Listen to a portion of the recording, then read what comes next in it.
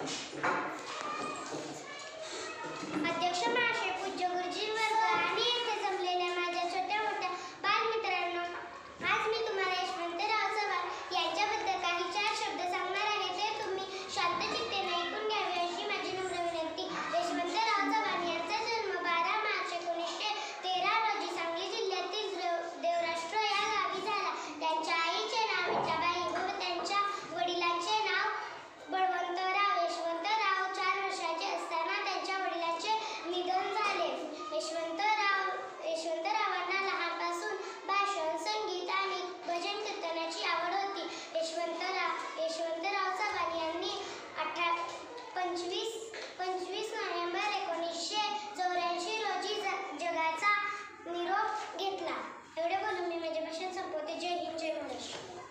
नमस्कार, माझे नाव श्रीराम सुजुकाटी. मी आज तुम्हाला यशवंतराव चव्हाण यांच्याविषयी काही 4 शब्द सांगणार आहे. ते तुम्ही शांतचित्तेने ऐकून घ्यावे अशी माझी नम्र विनंती. यशवंतराव चव्हाण यांचा जन्म 12 मार्च 1913 रोजी सांगली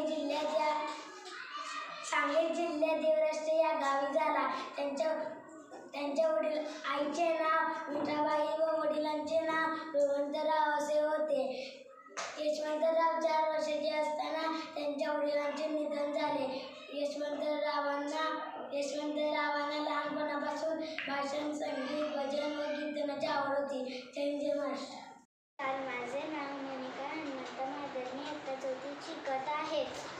आज 12 मार्च यशवंतराव चव्हाण यांची जयंती साजरी करण्यासाठी आपण इथे जमलो आहोत.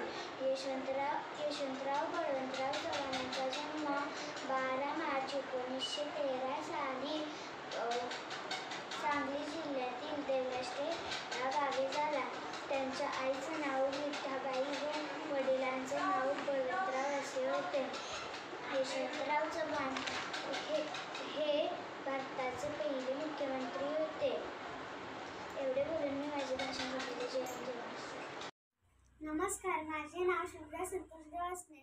यशवंतराव चव्हाण यांचे पूर्ण नाव यशवंतराव बळवंतराव चव्हाण व त्यांच्या आईचे नाव विठाबाई असे होते. त्यांचा जन्म 12 मार्च 1914 रोजी सांगली जिल्ह्यातील देवराष्ट्र या गावी झाला. त्यांचे शिक्षण देवराष्ट्र, कराड व कोल्हापूर या ठिकाणी झाले. घरची परिस्थिती अत्यंत गरिबीची होती. ते लहान असताना त्यांच्या वडिलांचे निधन झाले. 25 नोव्हेंबर 1984 रोजी दुःखद निधन झाले. धन्यवाद.